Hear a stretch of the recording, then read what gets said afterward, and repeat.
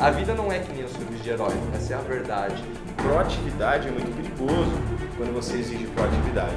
Ela provavelmente será demitida. Mate sua aranha!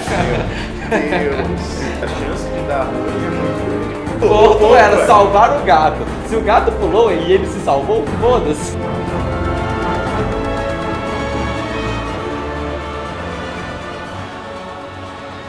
Fala galera, aqui quem fala é o Matsu para dar um recado importante. A partir de agora, toda segunda-feira, tem mais um episódio incrível do Lição Nerd. Então siga a gente lá no YouTube e também no Spotify.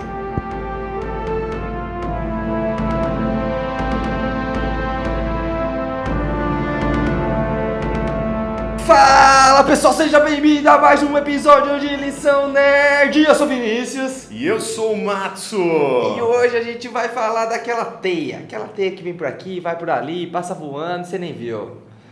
Cara, do que a gente vai falar que eu ainda não sei o que é. O cara cria suspense. É o conhecido brasileiro como Miranha. Uou, Miranha, o herói favorito de muita gente, cara. Cara, eu acho que quando eu era menor, era um dos meus heróis favoritos, principalmente quando lançou os jogos de Play 2. E aí a minha diversão era ficar jogando teia nos prédios, andando por aí e cagava pras missões. Cara, o Homem-Aranha de Play 2 foi revolucionário, cara. Foi absurdo, Você podia ficar rodando a cidade, era muito Você subia incrível. naquele prédio mais alto, pulava de lá de cima. Era massa. Era E o do sensacional. PlayStation 4 agora também tá lindo demais, mano. PlayStation paga nós. E na história, quer dizer, na verdade tiveram vários filmes do Homem-Aranha com vários personagens, inclusive o mais recente eu achei até bem interessante, uma pegada mais jovial, mais comédia. É, mais fiel ao quadrinho, né? Mas se a gente voltar lá pros primeiros Homem-Aranhas, quando ele se apaixona pela Mary Jane. Nossa, o Homem-Aranha do Tobey Maguire, Esse é o nome do ator? o ator daquele que tem 1, 2 e 3, que o 3 é o Venom. Ele emo. Isso. Nossa, bota a cena dele emo, por favor, isso, cara. É isso, muito isso, bom isso, ele isso com a mesmo. franjinha. Se velho. você tá no Spotify, você não vai ver a cena dele emo. Ah, então vai no YouTube só pra ver a cena dele emo. A dancinha, ele faz uma dancinha, cara. Que viagem. E, inclusive, acho que foi no Homem-Aranha 1 que a gente teve aquela frase ícone do Homem-Aranha que com grandes poderes vem grandes responsabilidades, correto? Grande tio Ben morrendo com categoria. E eu acho que o interessante da gente conversar sobre o Homem-Aranha, no âmbito do aspecto profissional, é que ele é um dos heróis que passou por uma das coisas mais específicas, que é o fato de que ele não estava preparado para tomar o posto de herói. E é exatamente sobre isso que eu quero conversar com você hoje. Sobre como na vida tem muitas coisas que a gente começa sem estar preparado. E o fato é, quando ele é picado pela aranha, né, relembrando, ele é picado pela aranha, ele começa a perceber os poderes meio que de forma sem querer na escola, desviando lá do golpe do machão e depois grudando nas coisas aleatoriamente, né? Uhum. Quando ele percebe esse poder, aí você tem algumas opções. Imagina você recebendo um poder. Você pode usar isso... Ia ser incrível, eu quero muito ter um poder ainda. Marvel nos dê poder. Mas você tem algumas opções quando você recebe um poder, certo? Você pode grudar nas coisas não, só se você for Homem-Aranha. Mas você pode usar isso para virar um herói e ajudar as pessoas, você pode usar isso em benefício próprio, correto? E o fato foi que ele não estava preparado para aquilo, e eu acho que na vida Sim. tem muita coisa que a gente se coloca em situação que a gente não está preparado.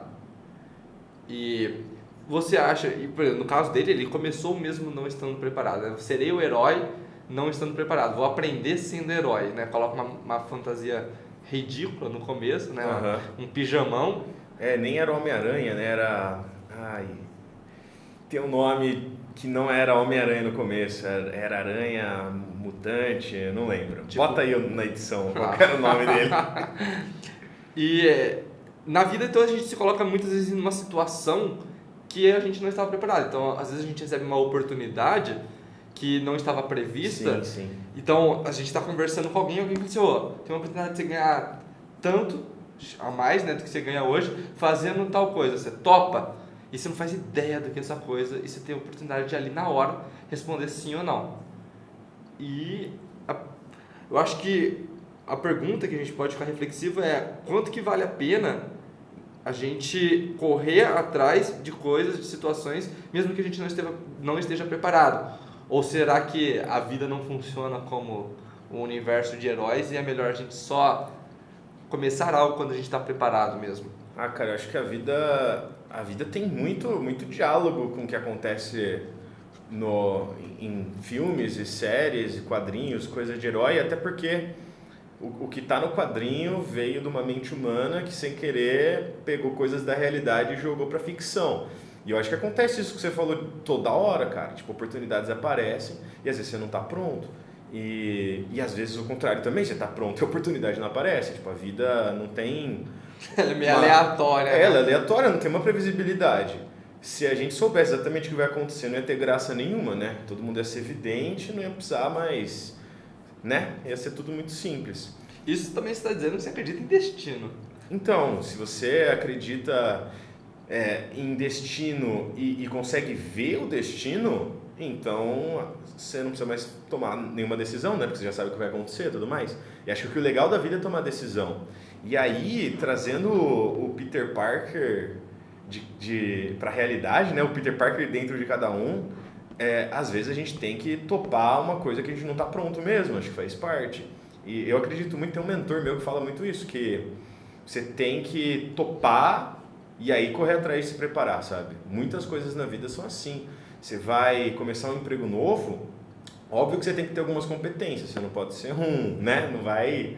Uma pessoa que não tem qualidade nenhuma para ocupar um cargo não vai conseguir chegar lá, provavelmente. Mas muitas vezes você não tem o que é necessário para aquele cargo. Eu já fui líder de algumas entidades que a gente sempre dizia que você está pronto para ser o líder quando você passa a bola. Então você fica pronto fazendo, você vai atrás de fazer. Que aí também é o que acontece com o Peter, né? Na verdade ele tem um empurrão ali que é se sentir culpado pela morte do tio. Estou falando do Maguire, né? Ele se sentiu culpado pela morte do tio porque ele poderia ter evitado isso.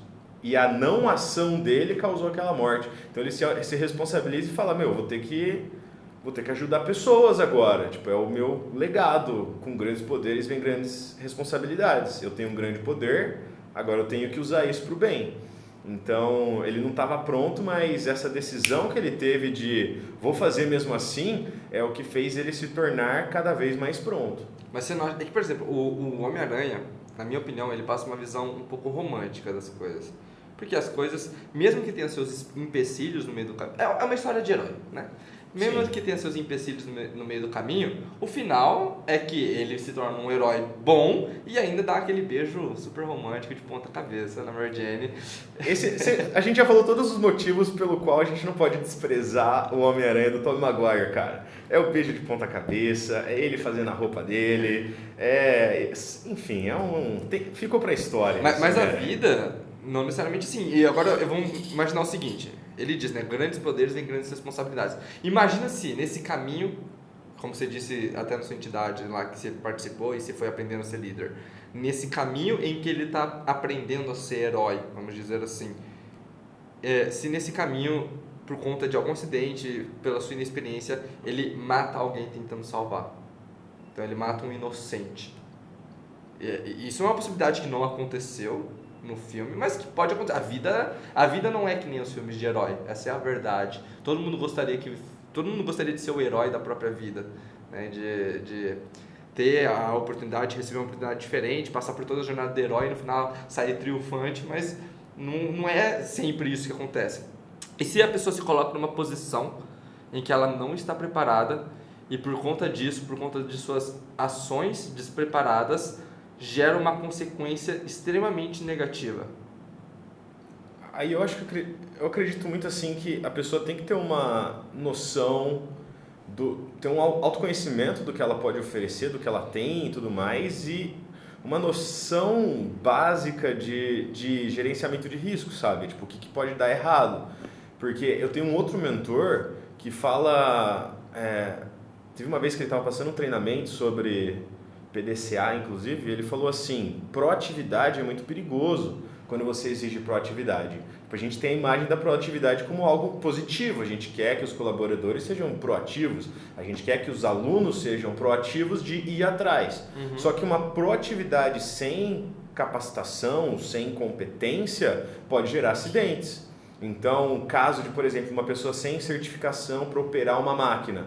Aí ela vai lá proativa, fala, eu vou operar a máquina porque eu sou proativo. Aí vai lá e, sei lá, machuca ela mesma ou machuca outra pessoa. Aí sai um pouco da proatividade para uma irresponsabilidade, sabe?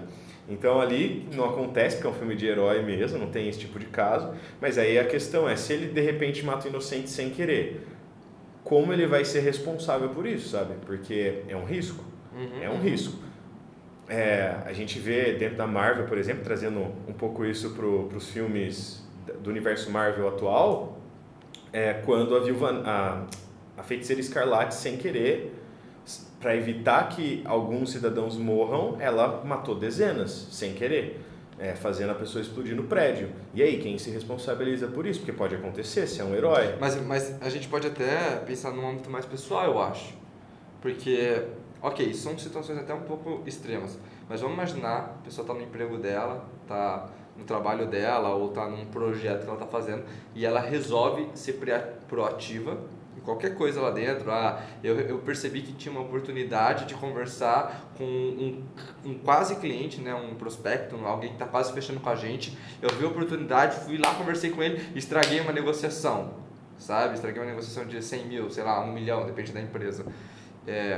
Isso traz consequências para a empresa, que é o que a gente está falando, né? A gente está falando de pessoas, mas também traz consequências negativas para a empresa. Você fudeu a empresa, essa é a verdade. Mas vai trazer consequências para ela. Ela provavelmente será demitida. Certo. Então eu acho que essa pergunta que eu quero voltar para você, que acho que você entrou num assunto muito bom, é fundamental. Até que ponto a gente deve ser proativo?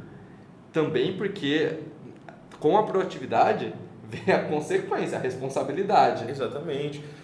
Eu acredito muito nisso, da ideia até da liberdade com responsabilidade, sabe? Tipo, você é livre para ser proativo ou ficar na zona de conforto. É óbvio que a zona de conforto tem ganho, e ser proativo também tem ganho. Então, a pergunta é como que você vai minimizar as perdas, ou como que você vai prever isso. Por isso que eu falei um pouco daquilo da análise de risco. Se quem está ouvindo a gente, por exemplo, não conhece nada, é um tipo de assunto que seria interessante conhecer pelo menos os princípios. Porque você mapeia os possíveis riscos, a probabilidade deles acontecerem e o impacto. Por exemplo, se eu estou numa empresa nova e eu vou conversar com um prospecto, que nem no exemplo que você disse, e aí eu vejo que sempre vai existir a possibilidade de ter perda. Se você não está enxergando a possibilidade de perda, de erro e tudo mais, você está com uma visão míope. Sempre dá para perder alguma coisa em algum lugar. E aí eu percebo que tem um risco de estragar. Aí você tem que colocar na balança qual que é a melhor ação que eu posso fazer diante de um cenário que eu posso ajudar, de repente, eu posso de repente fazer o cara fechar, ou B, eu posso estragar tudo. Então é conseguir colocar isso na balança, porque as duas posturas são muito perigosas. Quem nunca tem proatividade acaba ficando numa zona de conforto que limita muito o crescimento. Porém, a proatividade sem a clareza da sua competência, no sentido real da palavra, não de que a pessoa seja incompetente, mas ela não tem habilidade naquilo, pode trazer consequências negativas também. É melhor você, por exemplo, tem uma máquina lá, tem uma empilhadeira. Aí tem uma pessoa que é formada para operar a empilhadeira. De repente essa pessoa está de folga. E aí precisa usar a empilhadeira.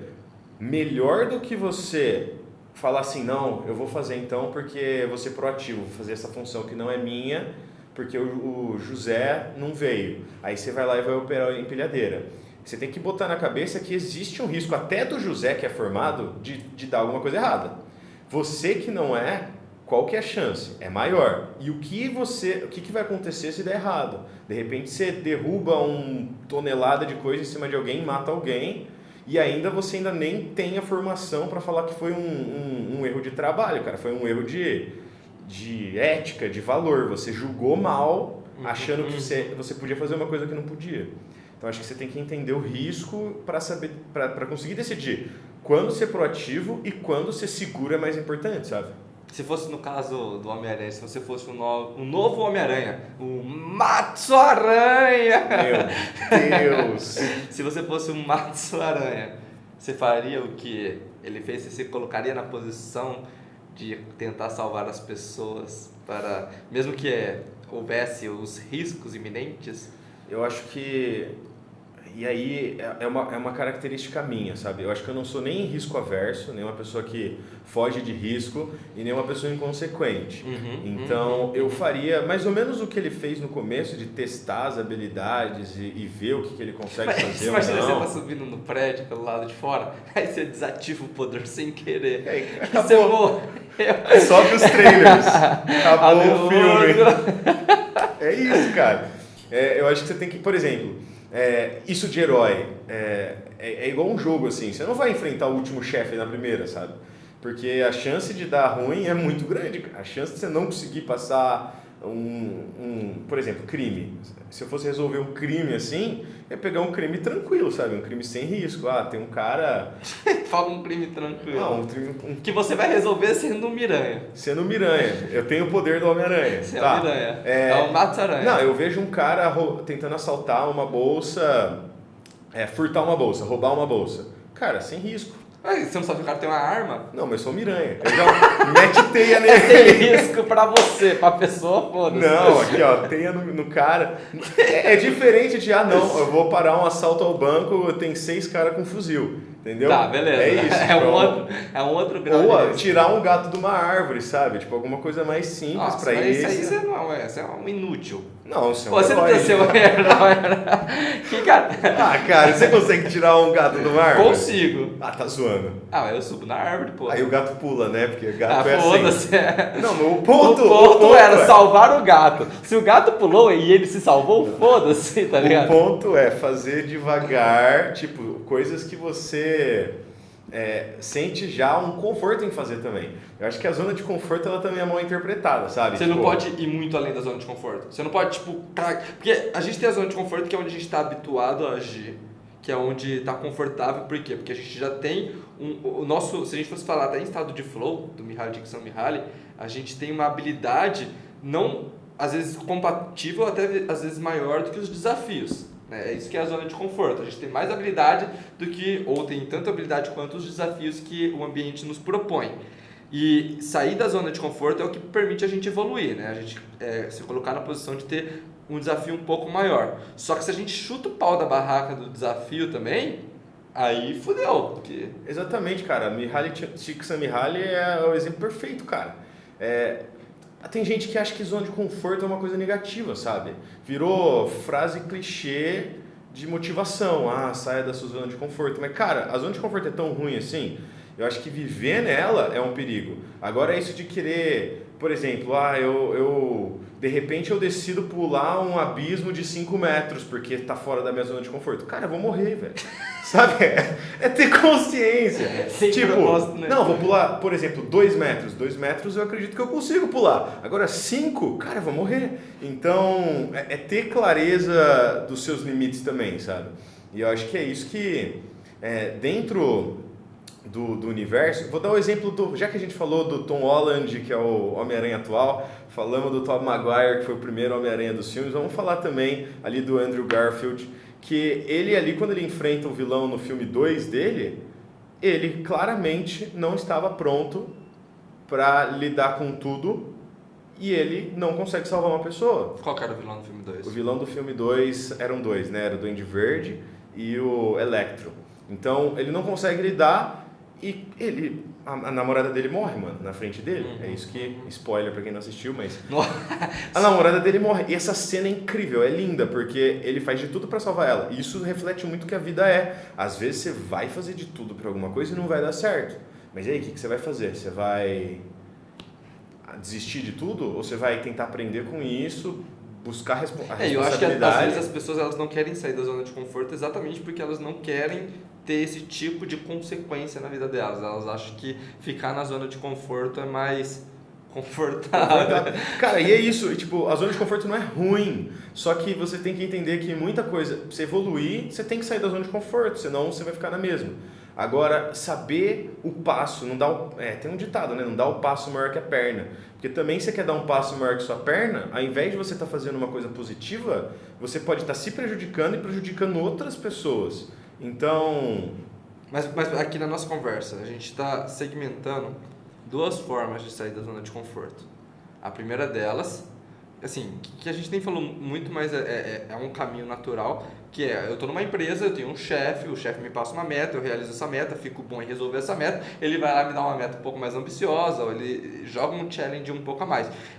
O ter o mentor que vai colocar o desafio sempre um pouco a mais para você sair dessa zona de conforto. Situação de liderado com um líder bom que está te fazendo evoluir. Show! E também, retomando o começo do episódio, a gente tem o fato da proatividade. A proatividade, muitas vezes, é sair da zona de conforto, é você fazer um além, um plus. E eu acho que no primeiro cenário é um cenário muito mais com risco calculado, porque, na verdade, é um risco delegado. Porque foi alguém que te mandou, se der merda, a culpa é da pessoa X. O líder tem responsabilidade. E eu acho que a pergunta, eu acho que talvez que seja a pergunta de ouro, é até que ponto a gente deve se ater ao que nos é delegado e até que ponto a gente deve ter proatividade de assumir alguns riscos a mais para ter um resultado diferente, uma realização diferente, sabe? O fato é o seguinte, se você entregar só o que é pedido, você vai estar dentro da expectativa. Tem uma ferramenta de RH que chama Ninebox, que ela mede o desempenho de uma pessoa. Tem 3 níveis de desempenho que uma pessoa pode ter: abaixo do esperado, dentro do esperado e acima do esperado. A única forma de você chegar acima do esperado é você buscar fazer mais do que é pedido. Então, eu acredito que para qualquer evolução, ascensão na vida, você tem que buscar fazer o seu melhor. E às vezes o seu melhor vai estar dentro da expectativa, mas além disso é sempre buscar o que eu poderia fazer a mais. Só que é um que eu poderia fazer a mais que não vai... É o risco calculado que você falou. Não necessariamente é porque alguém pediu para mim que o risco vai ser calculado. Você pode também sentar e falar, olha, beleza, quais são as consequências possíveis do que eu estou fazendo? O que pode dar certo, o que pode dar errado? Ou seja, proatividade também envolve em você tomar consciência ou você ter uma visão sobre as consequências daquilo que pode ter. É ter essa visão crítica, moral também. Sim, principalmente quando não é só sobre você. Porque é aquilo, se você faz uma coisa que só prejudica você, cara, o mundo é livre, faz o que você quiser, mãe. Foda-se, né? Foda-se, o mundo é livre. Se for morrer e perder uma perna aí, pelo menos divirta-se no caminho. Eu não faria isso, mas, cara, a vida é de cada um, né? Agora, quando está envolvendo algo maior, outras pessoas, outra organização e tudo mais, você tem que ser mais cauteloso. Não é ficar, nossa, vou evitar todos os riscos. Não, você vai ter que tomar risco na vida, senão não cresce. Se você não tomar risco, já era, tu vai ficar estagnado para sempre. Agora, que risco você pode tomar, sabe? Acho que e aquilo. O risco pode e talvez até como lidar com o risco, né? Exato. Principalmente se você for empreendedor ou se você estiver num cargo alto de uma empresa, você muitas vezes você vai se colocar em situações que você não sabe qual vai ser o resultado. Às vezes você tá lá na sua empresa, uma empresa pequena, crescendo, finalmente surge a oportunidade de receber um contrato milionário e não tem ninguém nunca que esteve numa reunião de contrato milionário. Ninguém nunca esteve nessa posição. Alguém vai ter que assumir essa bronca. E isso do risco calculado, volta na gestão de riscos. Você tem várias formas que você pode lidar com riscos. E muitas das perguntas, por exemplo, se algo dá errado. Beleza, deu errado, o que eu vou fazer?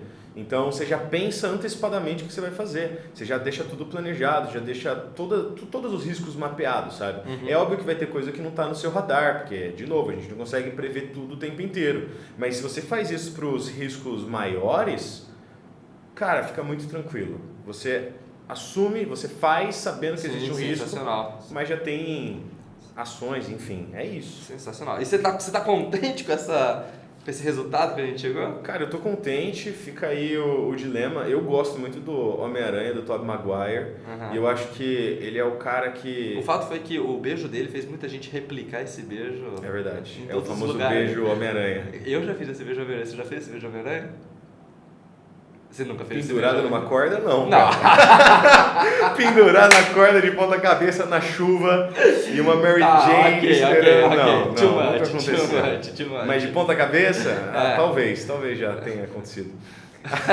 Enfim, Tobey Maguire ele ensina que você, com grandes poderes vem grandes responsabilidades e com responsabilidade de não sair fazendo merda também. Ele podia ter usado os poderes dele pro crime, cara. E seria muito mais lucrativo. No começo, ele usa em proveito próprio. Sim, só pensando nele. Dinheiro. Ele precisa de dinheiro, a família dele precisa de dinheiro, cara. Lembra que ele tirava foto dele mesmo? Esse é o Peter Parker. Todos os Peter Parker tiram foto dele mesmo. Ou faz vídeo dele mesmo, no caso do Tom Holland. E ele é pobre, cara. Ele podia resolver a vida dele. Não, ele podia resolver o problema dele, cara. Você tem um superpoder, sua família é pobre, você perdeu seu tio, só tem sua tia. Cara, você podia pegar seu poder, arrombar um cofre do banco, botar milhões pra dentro e é isso, cara. Vida que segue. Mas não, ele escolheu continuar sendo pobre, honrar aí o tio dele falecido e salvar o máximo de pessoas que ele pode. E só um spoiler de Homem-Aranha, você sabe que no fim ele abre a indústria Parker e fica tão rico quanto o Homem de Ferro, né? Então, tão rico não. Fica. Não. Indústrias Parker é do tamanho das indústrias não pode Stark, ser, né? É sim, mano. Mais do que nos últimos filmes dos Vingadores.